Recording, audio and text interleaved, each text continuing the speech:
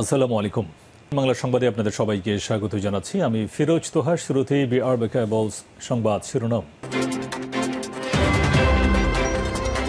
বাংলাদেশের সর্বশেষ গুরুত্বপূর্ণ আপডেট সংবাদে আপনাকে স্বাগত। শুরুতেই সংবাদ শিরোনাম, পরে বিস্তারিত। শুরুতেই জানাবো, নির্বাচনে কারা আসবে আসবে না সেই সিদ্ধান্ত নেয়ার ইখতিয়ার ইসির, বললেন বদিউল আলম। বাংলাদেশের নির্বাচন সংস্কার কমিশনের প্রধান ডক্টর বদিউল আলম মজুমদার বলেছেন, নির্বাচনে কারা আসবে কারা আসবে না, কারা যোগ্য বা অযোগ্য সেটা দেখার বা সিদ্ধান্ত নেয়ার এখতিয়ার প্রধান নির্বাচন কমিশন ইসির। এসব বিষয়ে আমাদের এখতিয়ারের বাইরে। এরপর জানাবো, রাজধানীর মোহাম্মদপুরে সেনাবাহিনীর অভিযানে গ্রেপ্তার 5। মোহাম্মদপুরে তালিকাভুক্ত চাঁদাবাজ আলমগীর সহ তার 5 সহযোগীকে গ্রেপ্তার করেছে সেনাবাহিনী। আজ আন্তঃবাহিনী জনসংযোগ পরিদপ্তর আইএসপিআর এর পাঠানো এক সংবাদ বিজ্ঞপ্তিতে সব তথ্য জানানো হয়েছে। এদিকে সচিবালয় বড় জমায়েত প্রশাসন ক্যাডারের কর্মকর্তাদের। উপসচিব পদে পদোন্নতির ক্ষেত্রে প্রশাসন ক্যাডার থেকে 50% এবং অন্যান্য ক্যাডার থেকে 50% কর্মকর্তারা সুযোগের সুপারিশের প্রতিবাদ জানিয়েছে প্রশাসন ক্যাডারের কর্মকর্তারা। জানাবো, 3 সপ্তাহে রেমিটেন্স এলো 24,000 কোটি টাকার বেশি। চলতি মাসের প্রথম 21 দিনে বৈধ পথে 200 কোটি 73 লাখ মার্কিন ডলার সমপরিমাণ রেমিটেন্স বাংলাদেশে এসেছে, যা বাংলাদেশি মুদ্রায় 24,000 কোটি টাকা। এদিকে নাটোরে চুরির ঘটনাকে সাম্প্রদায়িক সহিংসতা বলে প্রচার করছে ভারতীয় মিডিয়া, বললেন প্রধান উপদেষ্টার প্রেস উইংয়ের কর্মকর্তা। নাটোরে শ্মশানঘাটের একটি ভোগ ঘরে সম্ভাব্য চুরির ঘটনায় এক ব্যক্তি নিহত হয়েছেন। এক্ষেত্রে নিহত ব্যক্তি সনাতন ধর্মাবলম্বী হওয়ার কোনো যাচাই বাছাই ছাড়াই পিটিআই সহ কিছু ভারতীয় গণমাধ্যম ঘটনাকে সাম্প্রদায়িক সহিংসতা হিসেবে প্রচার করছে বলে অভিযোগ করেছেন প্রধান উপদেষ্টার প্রেস উইং। এবং সর্বশেষ জানাবো, পানামা খাল নিয়ন্ত্রণে নেয়ার হুমকি ট্রাম্পের।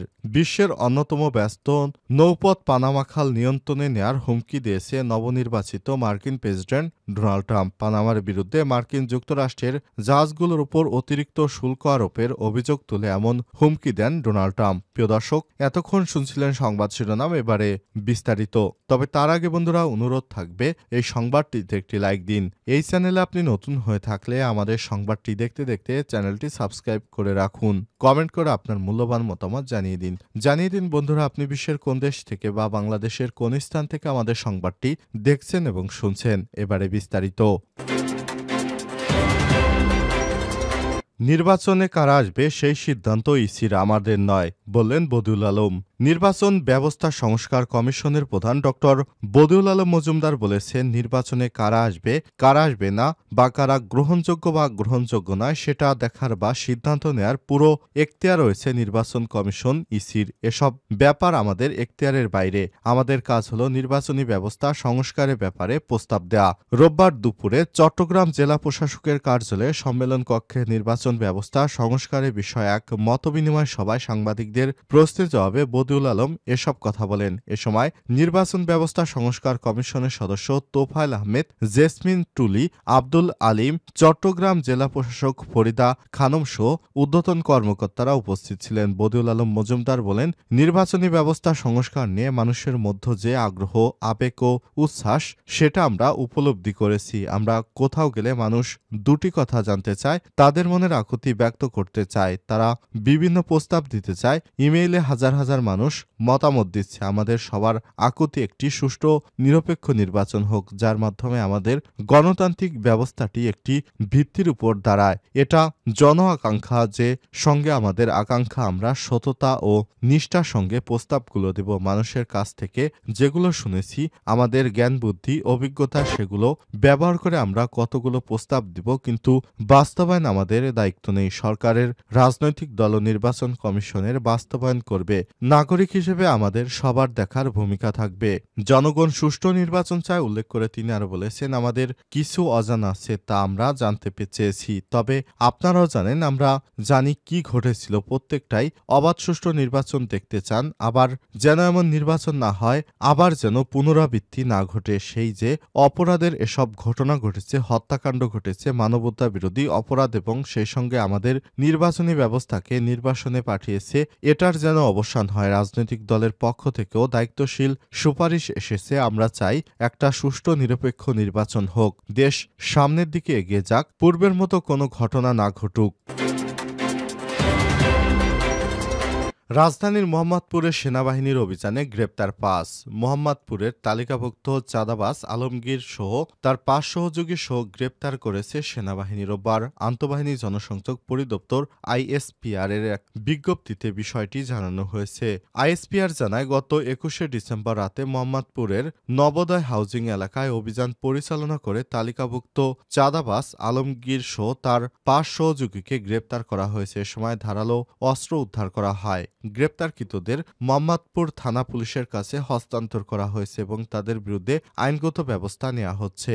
যেসব অপরাধীরা দীর্ঘদিন ধরে গা ঢাকা দিয়েছিলেন কিন্তু বর্তমানে সুযোগ পেয়ে যারা অপরাধের সঙ্গে যুক্ত হয়েছেন তাদেরকে গ্রেপ্তার করে আইনের আওতায় আনা হবে বলেও জানিয়েছে আন্তঃবাহিনী জনসংযোগ পরিদপ্তর আইএসপিআর। তারা জানিয়েছে, বাংলাদেশে যে অপরাধী অপরাধ করুক না কেন সবাইকে অবশ্যই আইনের আওতায় আনা হবে, কারণ যারা দেশের জনগণ এবং দেশের মানুষের বিপক্ষে যাবে এবং মানুষকে ক্ষতি করার চেষ্টা করবে তাদেরকে অবশ্যই আইনের আওতায় আনতে হবে। সচিবালয়ে বড় জমায়েত প্রশাসন ক্যাডারের কর্মকর্তাদের।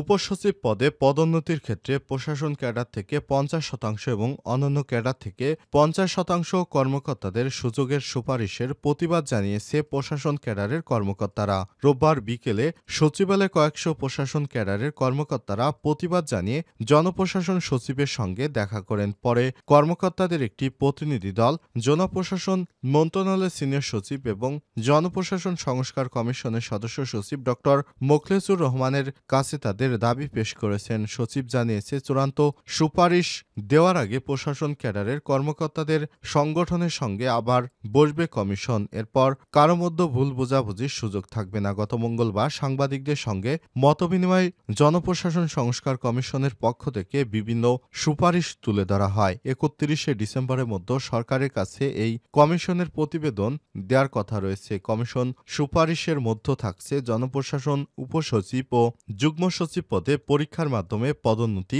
উপসচিব পদে পদোন্নতির ক্ষেত্রে প্রশাসন ক্যাডারের কর্মকর্তাদের ৫০% এবং অন্য ক্যাডারের জন্য ৫০% বরাদ্দ করা এবং শিক্ষা ও স্বাস্থ্যকে ক্যাডারে অন্তর্ভুক্ত না রেখে আলাদা রাখা। কমিশনের সুপারিশের বিষয়গুলো সামনে আসার পরই এ ব্যাপারে প্রশাসন, শিক্ষা ও স্বাস্থ্য ক্যাডারের পক্ষ থেকে প্রতিবাদ জানানো হয়। প্রশাসন ক্যাডারের উপসচিব থেকে সচিব পর্যন্ত সব পদে প্রশাসন ক্যাডার কর্মকর্তাদের পদায়ন চায়। অন্যদিকে শিক্ষা ও স্বাস্থ্য ক্যাডারের কর্মকর্তারা তাদের ক্যাডারে অন্তর্ভুক্ত না রাখার সুপারিশের বিপক্ষে, মানে তারা ক্যাডারেই থাকতে চান। এর মধ্যে ২৫টি ক্যাডার নিয়ে গঠিত আন্তঃক্যাডার বৈষম্য নিরসন পরিষদ শনিবার রাজধানীর সেগুনবাগিচা একটি সভা করে সভায় পরিষদের সঙ্গে পরিষদভুক্ত ২৫টি ক্যাডারের পৃথক সংগঠনের নেতাদের মতবিনিময় হয়। সভা শেষে প্রতিটি মন্ত্রণালয় সংশ্লিষ্ট ক্যাডারের কর্মকর্তাদের দিয়ে পরিচালনা এবং কোটামুক্ত উপসচিব পুলের দাবিতে কর্মবিরতি সহ আন্দোলন কর্মসূচি ঘোষণা করা হয়েছে। রোববার বেলা 11:30টার দিকে প্রশাসন ক্যাডারের অনেক কর্মকর্তারা সচিবালয়ে ৩ নম্বর ভবনের নিচে জড়ো হন। পরে সেখান থেকে তারা জনপ্রশাসন মন্ত্রণালয়ের দোতলায় অবস্থিত জনপ্রশাসন সংস্কার কমিশনের চেয়ারম্যানের দপ্তরের সামনে যান, কিন্তু বিপুল সংখ্যক কর্মকর্তা সেখানে স্থান সংকুলন না হয় তারা আশপাশে অবস্থান নেন। পরে প্রশাসন ক্যাডারের কর্মকর্তাদের সংগঠন বাংলাদেশ অ্যাডমিনিস্ট্রেটিভ সার্ভিস অ্যাসোসিয়েশন সভাপতি মোহাম্মদ আনারুল্লাহ, ঢাকা জেলা প্রশাসন তানবীর আহমেদ সহ কয়েকজন কর্মকর্তা ৩ তলায় অবস্থিত জনপ্রশাসন মন্ত্রণালয়ের জ্যেষ্ঠ সচিব ও কমিশনের সদস্য সচিব মোহাম্মদ মোখলেছুর রহমানের সঙ্গে বৈঠক করেন এবং নিজেদের দাবি দেওয়া সচিবের কাছে তুলে ধরেন। 3 সপ্তাহে রেমিটেন্স এলো 24,000 কোটি টাকার বেশি। চলতি মাসের প্রথম 21 দিনেই বৈধপথে 200 কোটি 73 লাখ মার্কিন ডলার সমপরিমাণ রেমিটেন্স বাংলাদেশে এসেছে। এটি সর্বোচ্চ পরিমাণ। প্রতি ডলার হিসাবে 24,000 কোটি টাকার বেশি। রোববার 22শে ডিসেম্বর বাংলাদেশ ব্যাংকের প্রকাশিত সর্বশেষ হালনাগাদ প্রতিবেদন থেকে সব তথ্য জানা গেছে। বাংলাদেশ ব্যাংকের তথ্য অনুযায়ী চলতি মাসের প্রথম 21 দিনে রাষ্ট্রায়ত্ত ব্যাংকগুলোর মাধ্যমে দেশে রেমিটেন্স এসেছে 61 কোটি 31 লাখ। বিশেষায়িত একটি ব্যাংকের মাধ্যমে 7 কোটি 73 লাখ মার্কিন ডলার, বেসরকারি ব্যাংকগুলোর মাধ্যমে 131 কোটি 16 লাখ ডলার, বিদেশি ব্যাংকগুলোর মাধ্যমে এসেছে 51 লাখ 60 হাজার মার্কিন ডলার রেমিটেন্স। সে হিসেবে মোট 200 কোটি 73 লাখ মার্কিন ডলারের সমপরিমাণ রেমিটেন্স এসেছে, অর্থাৎ দৈনিক গড়ে রেমিটেন্স এসেছে 9 কোটি 55 লাখ ডলার বা 1145 কোটি টাকা। চলমান 2024-25 অর্থ বছরে প্রথম মাস জুলাই এসেছে 191 কোটি 37 লক্ষ 70 হাজার ডলার, আগস্টে এসেছে 222 কোটি 41 লক্ষ 50 হাজার ডলার, সেপ্টেম্বরে এসেছে 240 কোটি 47 লক্ষ 90 হাজার ডলার, অক্টোবরে এসেছে 240 কোটি 2.40 বিলিয়ন ডলার, নভেম্বরে এসেছে 2.20 বিলিয়ন ডলার। এভাবেই পর্যায়ক্রমে বিদেশি টাকা বাড়ছে, যা বাংলাদেশের রিজার্ভের ক্ষেত্রে ইতিবাচক বলে মনে করছেন অর্থনীতিবিদেরা।